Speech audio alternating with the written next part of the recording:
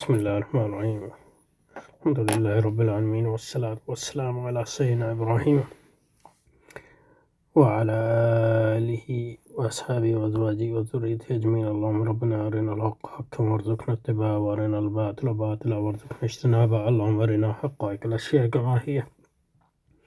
ربنا زدنا علما وعملا وإخلاصا يا رب العالمين. اللهم انصر أولياءك في غزة وفي كل مكان اللهم انصرهم على عدوك وعدوهم إنك على كل شيء قدير. اللهم فرج عنا وعن إخواننا في غزة وفي كل مكان. اللهم نفس كربنا وكربهم وثبت أقدامنا وأقدامهم والطف بنا وبهم يا أرحم الراحمين. وصل وسلم على سيدنا مولانا محمد وعلى آله وأصحابه وأزواجه وذريته أجمعين. اللہ اکبر. اچھا جی، تو یہ کتاب حضرت علی میاں کی ہے، مسلم ممالک اسلامیت و مغربیت کی کشمکش. پرانی کتاب ہے ظاہر ہے، اور بہت پہلے پڑھی تھی. تو آج کل اس کتاب پر جو ایک زیادہ دوبارہ چرچا ہو گیا، کیونکہ مجھے پورے کہانی تو نہیں پتہ، لیکن مدارس کے نصاب میں اس کو داخل کرنے کی کوشش کی گئی، جو بیک فائرڈ ہو گئی وجوہات کی بنا پر اس کو داخل نہیں کیا گیا. تو ہم انشاءاللہ اس کو پڑھیں گے، اور اب یہ نہیں پتہ کہ کتنی اس کو مکمل کریں گے کہ نہیں، لیکن یہ کہ اگر لوگوں کا اس میں شوق ہوا تو انشاءاللہ اس میں کوئی ممانعت نہیں ہے کہ ہم اس کو مکمل کریں انشاءاللہ. تو یہ بنیادی طور پہ جو ہے مدارس کے طلباء کے لیے ہی بنا رہا ہوں، اور دوسرے لوگ بھی اس سے اگر فائدہ اٹھاتے ہیں، اور اب اپنے فائدے کے لیے ظاہر ہے اس کو دوبارہ پڑھیں. مسلم ممالک میں اسلامیت اور مغربیت کی کشمکش، یعنی وقت کے ساتھ سب سے بڑے چیلنج. مغربی تہذیب کی کامل پیروی.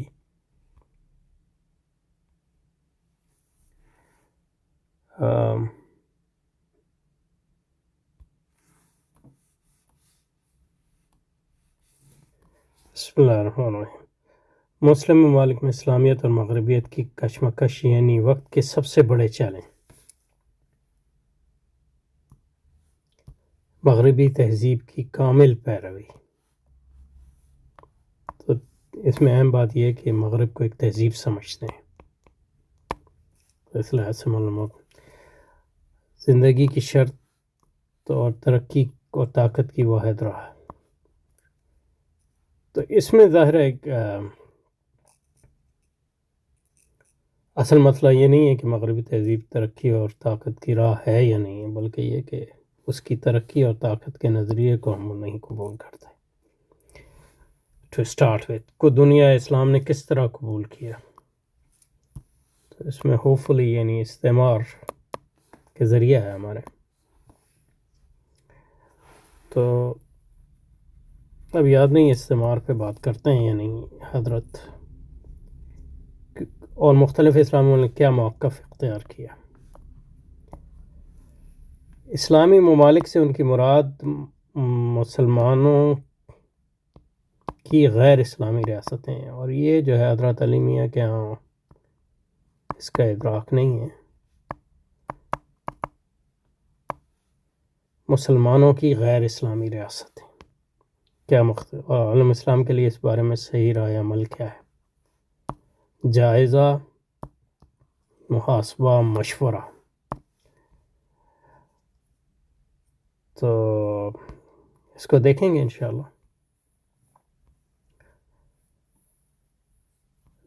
لیکن آغاز میں ہی ہم نے کچھ چیزیں جن کی طرف اشارہ کر دیا کہ جو یعنی مولانا ابو الحسن علی ندوی سے جو ہم سیکھیں گے اس میں ان کی جو فکر کی کمیاں اور خاموشیاں وہ بھی اہم ہیں. زیادہ مولانا سید ابو الحسن علی ندوی، تیسرا ایڈیشن اہم اضافوں اور ترمیمات 1981 کا یہ ایڈیشن ہے. اب یہ نہیں پتہ کہ اس کے بعد کوئی ایڈیشن شائع ہوئے کہ نہیں. باہتمام محمد غیاث ندوی صاحب، لکھنؤ پبلشنگ. مقدمہ تبسم، تبادم، حرف آغاز، منفی. تو مغربی تہذیب کے بارے میں بعد ممالک کا منفی یا غیر جانبدارانہ رویہ.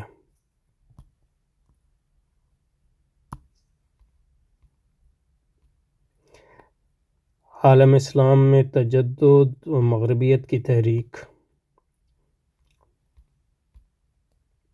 یہ دوسرا ہے حرف آغاز۔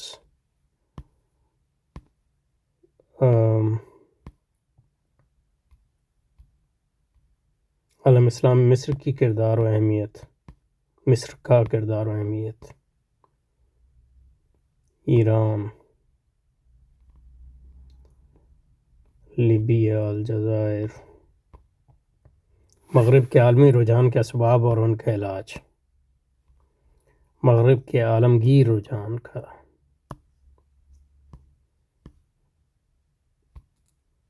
عالم اسلام کا مستقل مجتہدانہ کردار، حرف آخر۔ ٹھیک ہے، اچھا جی، مقدمہ سوم، مقدمے کو بھی پڑھتے ہیں۔ بسم اللہ الرحمن الرحیم۔ آج جو ہے یعنی یہ آغاز ہے تو آہستہ آہستہ انشاءاللہ اس کو دیکھیں۔ الحمدللہ، مصنف کتاب مسلم ممالک میں اسلامیت و مغربی کشمکش کی تبسم کی نوبت آ گئی۔ ہر مصنف کی طرح اس کتاب کے مصنف کا دل بھی کتاب کی اشاعت و قبولیت سے قدرتی طور پر مسرور اور مالک کے حقیقی کے شکر کے جذبے سے معمور و مخمور ہے۔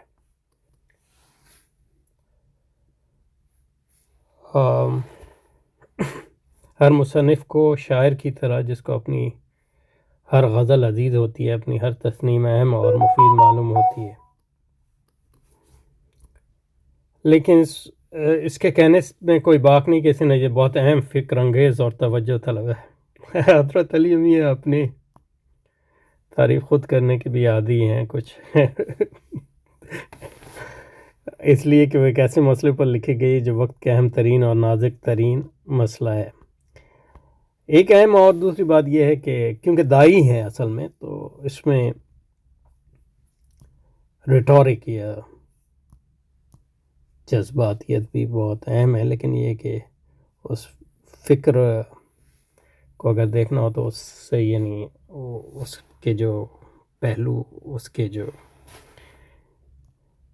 جذباتیت اور لفاظی اور بلاغت کے جو پردے ہیں ان کو ہٹانا پڑتا ہے فکر کو دیکھنے کے لیے، تو ایک اہم چیز اس میں ہوگی۔ اس لیے وہ ایسے مطلب ہے جو وقت کا اہم ترین اور نازک ترین مسئلہ ہے، تب اول کے حرف آغاز میں لکھا گیا تھا، اور اپنے آپ کو کوٹ کرنے کے بھی بڑے عادی ہیں۔ میرے نزدیک یہی اس وقت مسلم ممالک کا سب سے بڑا حقیقی مسئلہ ہے، اور اسی سوال پر کہ مغربی تہذیب کے بارے میں یہ ممالک کیا اختیار کریں گے، رویہ اختیار کریں گے۔ یہ ٹھیک ہے، اور اپنے معاشرے کی موجودہ زندگی سے ہم آہنگ بنانے اور زمانے کے قاہر تقاضوں سے عہدہ پر کون سی راہ اختیار کریں گے۔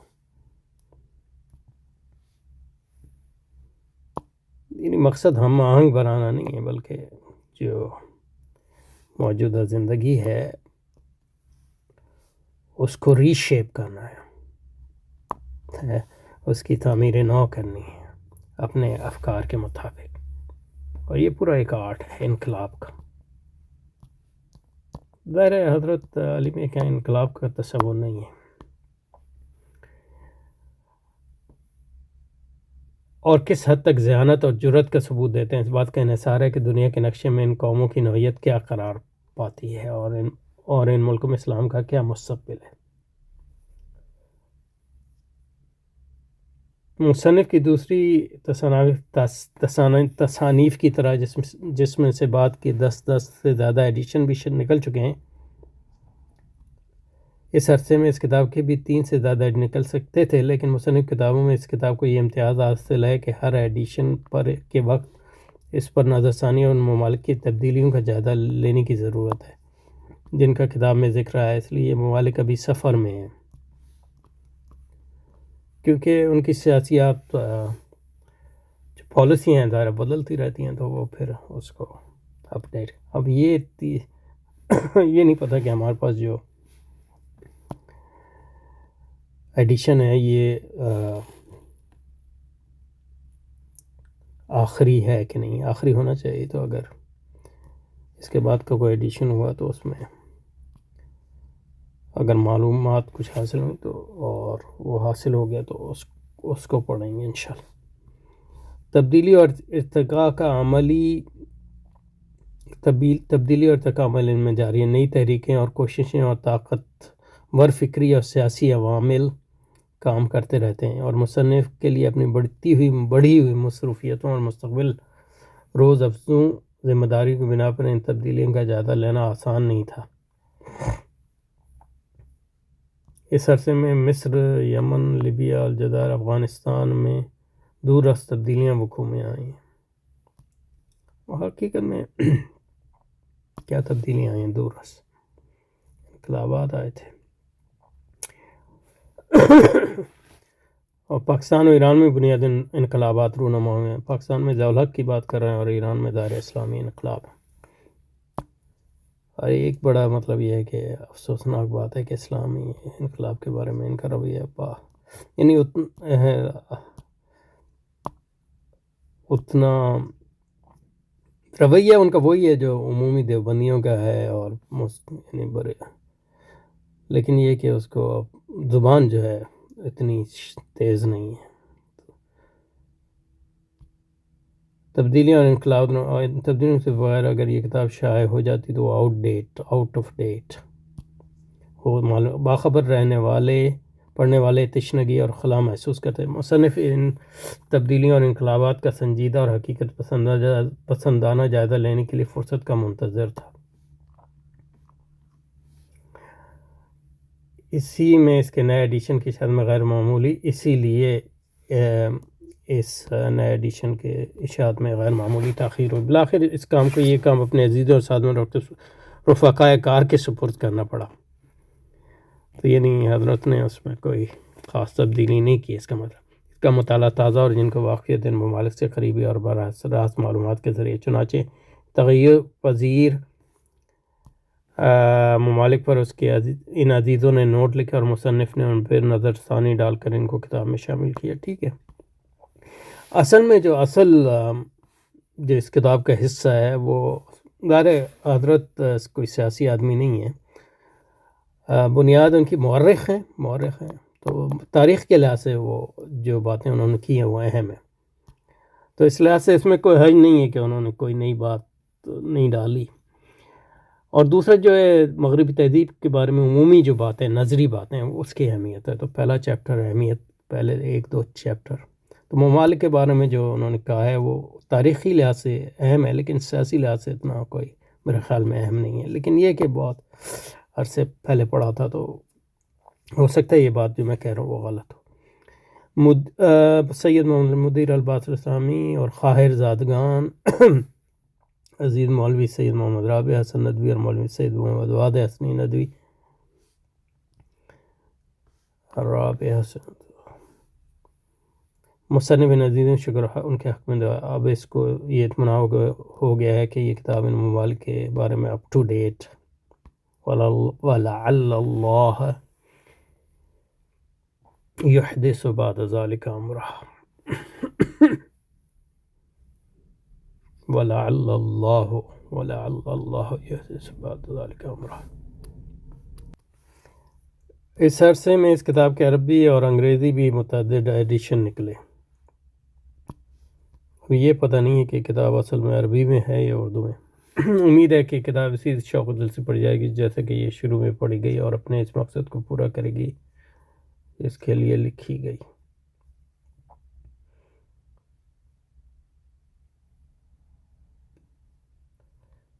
افسوس ہے کہ 14 جنوری اس کو اسناب غائے جوان سال نے 44 سال کی عمر میں چند گھنٹوں کے مختلف بعد انتقال کیا. یہ کن کی بات کر رہے ہیں؟ میرا خیال ہے ان کے بھانجے کوئی،